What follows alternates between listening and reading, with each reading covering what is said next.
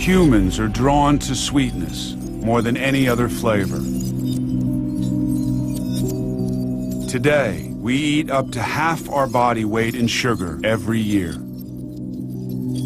Skillful strategist, warrior queen. Hey, Ndakuna! Nzinga was a ferocious woman who was a ruler, but she was very complicated. Queen Nzinga confronts a formidable enemy, the Portuguese. They want her territory and her people as slaves. Portuguese plantations in the New World need a workforce to produce a new crop changing mankind's taste: sugar.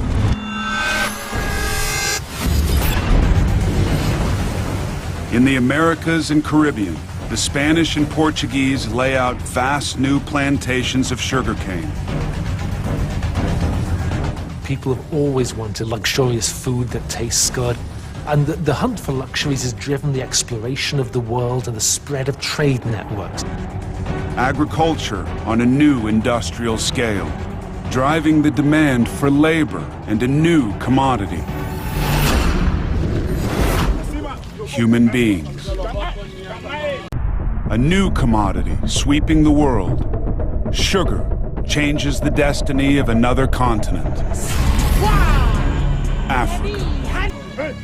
Like many African rulers, Queen Nzinga has been selling captives and prisoners of war to the Portuguese. The African slave trade was a conspiracy, unfortunately.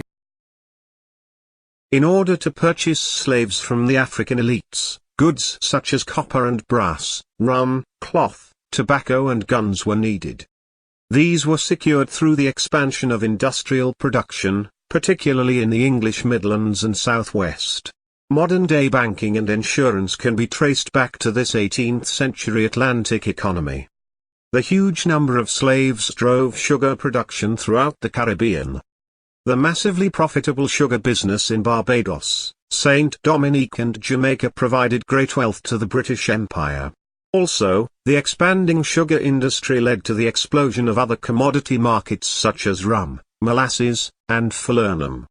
In Saint Dominique, which is modern-day Haiti, many large-scale infrastructure projects took place. Irrigation systems were built, reservoirs, diversion dams, levees, aqueducts, and canals. Slaves worked it. Europeans consumed it, traded it, and dreamt about it. And nations went to war over it. Sugar was the petroleum of its time. Sugar plantation owners grew wealthy off the backs of slave labor, working sugar cane fields and processing sugar. And to get at the crystals, the sugar crystals, you have to boil that 80% of water away. And traditionally this was done in a series of kettle-like vats that were tended around the clock by the slaves, usually in 4-hour shifts because the heat was so intense. Lost to slaughter and disease, natives dwindled in numbers. The Spanish turned to African slave labor. By 1505, just 13 years after Columbus's first voyage, the first shipments of African slaves arrived in Hispaniola for the primary purpose of working the sugarcane. Morris explains that the work of African plantation slavery was backbreaking. Planting and cultivating resulted in heat exhaustion and heart attack. Boiling and refining sugar in intense heat was equally labor-intensive.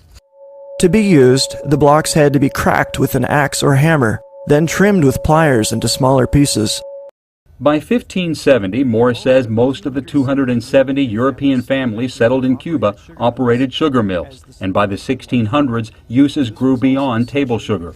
Sugar brandy was a rich alcoholic beverage distilled from molasses, the dark, syrupy byproduct of the sugar refinement process. Unlike wine and beer, sugar brandy traveled well. As we know, sugar brandy became associated with pirates and came to be refined into what was called rum. Rum manufacturers sprang up across the Caribbean, and by the close of the 17th century, rum was being produced not only in Spanish-speaking Cuba and Hispaniola, but also in English-speaking Barbados and French-speaking Martinique and Guadeloupe. Slaves had become the most important cog in a perfect economic machine. Sugarcane was made into rum. Rum was used to buy slaves, and slaves harvested more sugarcane. Rum production doubled and tripled. So Louisiana doesn't get into the business of sugarcane cultivation until the end of the 18th century.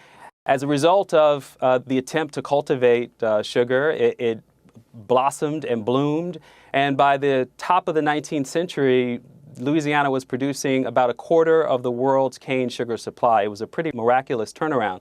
But all of that was made possible by the enslavement of people of African descent